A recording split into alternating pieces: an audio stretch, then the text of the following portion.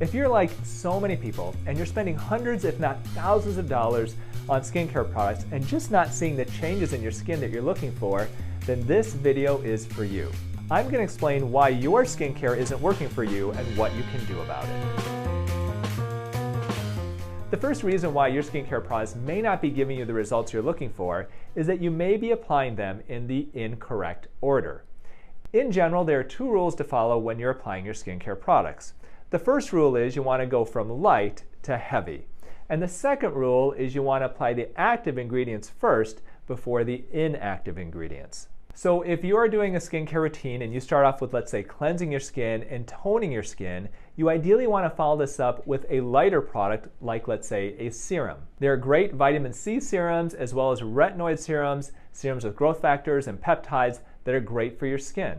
Then after applying your serum, you can look at something thicker like, let's say, a moisturizer. The reason why you don't want to apply, let's say, a moisturizer first and then your serum is it's not going to feel right on your skin, but on top of that, if you've got a moisturizer that's occlusive and you try to apply an active ingredient on top of that, it may actually prevent that active ingredient from having access to your skin. So if you've heard about all the benefits of, let's say, retinoids on your skin and you're applying a retinoid serum after you apply your moisturizer and you're not seeing the changes in your skin that you want to see, it could be the order at which you're applying it. So for the best results in skincare, you definitely want to follow these two rules. Go light to heavy and active to inactive. The second reason why your skincare products may not be working for you is, and this doesn't make sense when you initially think about it, is you may be applying too many products. Now, I've had a lot of patients come to see me and they say, geez, I'm breaking out, my skin isn't feeling good, it's not looking good, and I've tried adding these products, this product or that product. Dr. Yoon, what can I add to my skin to make my skin look better? Well, the answer oftentimes is the opposite. Instead of adding something more to your skin, you may want to actually remove some of the products that you're using. When you think about it, if you're applying a lot of products to your skin, that is a lot of different chemicals that you are applying to the surface of your skin. We all have different sensitivities, and what you may be sensitive to or your skin may not really like or tolerate could be different than what I'm sensitive to.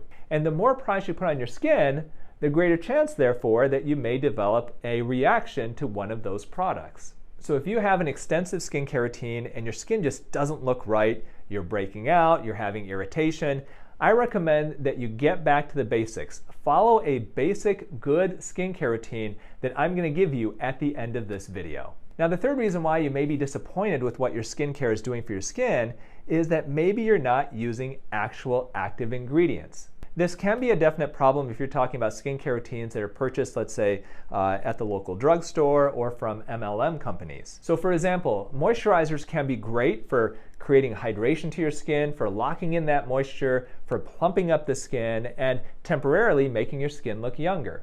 But moisturizers on their own do not actively cause your skin to be younger. So you can moisturize the heck out of your skin, but as you get older, if you don't do something different than just moisturizing, you will likely age prematurely. So make sure that part of your skincare routine includes actual active ingredients. And what I'm talking about are ingredients like retinoids, like growth factors, like peptides, like bakuchiol, and antioxidants like vitamin C. It really is not enough to just cleanse your skin, tone your skin, apply moisturizer, and apply a sunscreen. Although these steps are definitely recommended and are great for your skin, none of these steps are going to actually reverse the actual aging of your skin.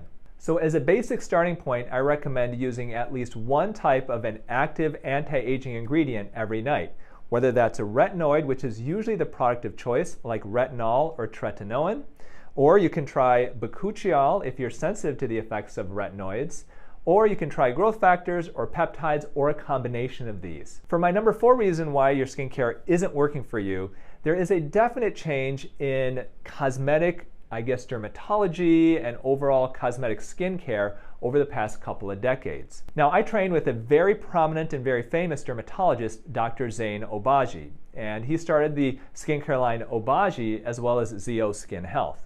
Dr. Obagi always recommended a pretty aggressive approach to skincare. He recommended using tretinoin or Retin-A at the highest strengths.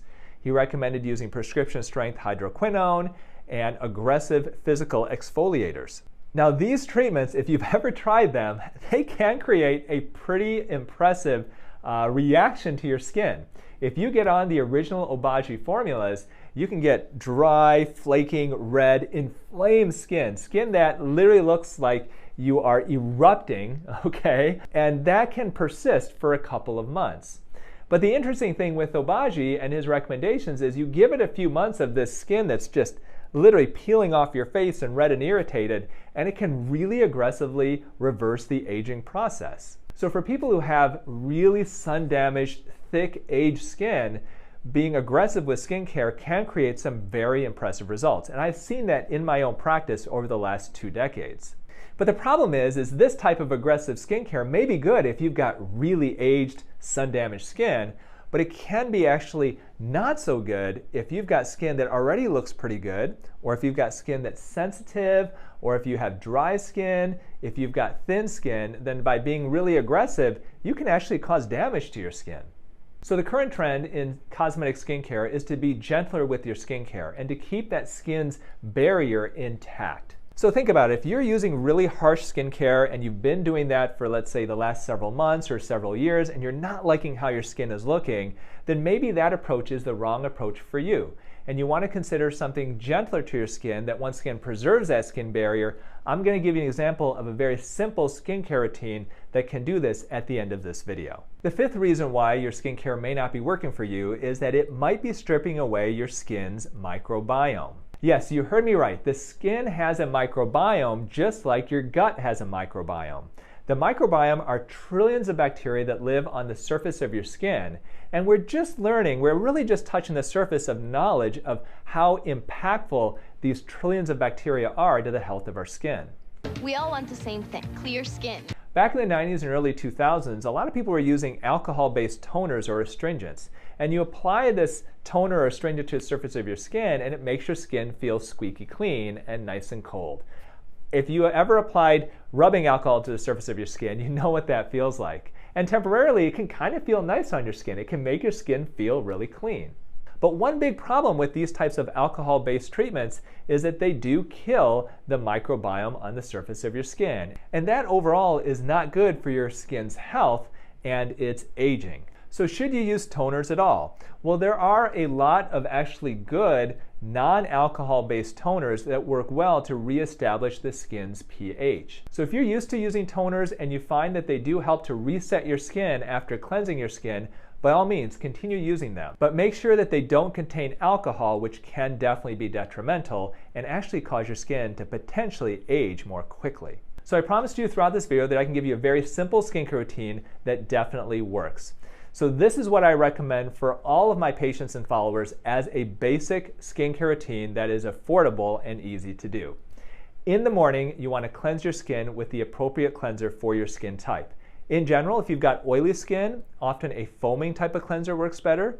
If you've got, let's say, dry skin, then use a milky or hydrating cleanser. If you've got really sensitive skin, there are even wipe-off cleansers that you can use. Follow that up with an antioxidant serum like a vitamin C serum. Now, most big skincare companies have their own vitamin C serum. And the key to a vitamin C serum is to make sure that it's in a bottle that does not allow light to penetrate it. If the vitamin C serum is exposed to too much light, it can turn dark brown, oxidize, and it will no longer work. And here's a bonus tip. There are studies that show that when vitamin E is added to vitamin C, you can get a synergistic effect and even a greater antioxidant effect when they're combined. You follow up the antioxidant serum with a good sunscreen, and I usually recommend one with at least an SPF 30. This will block 97% of the sun's rays. And technically, that's all you have to do in the morning. You want to cleanse, apply an antioxidant serum, and then a sunscreen, and then makeup if you use makeup. Now in the evening, I recommend definitely cleansing your skin.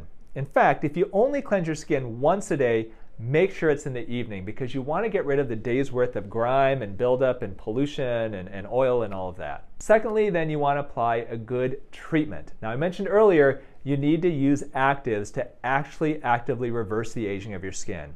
And the most commonly used one and the most studied are retinoids.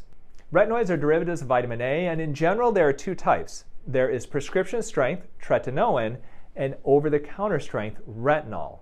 If you've got thick, oily skin, if you've got skin that has a ton of sun damage, then using something prescription strength like tretinoin, you'd have to get it from a doctor like a dermatologist or a plastic surgeon, using that can be very beneficial and effective in reversing the skin's aging. But it is aggressive, and I'll tell you, if you've ever used tretinoin and you don't have thick, oily skin, you know that it can really cause quite an intense reaction.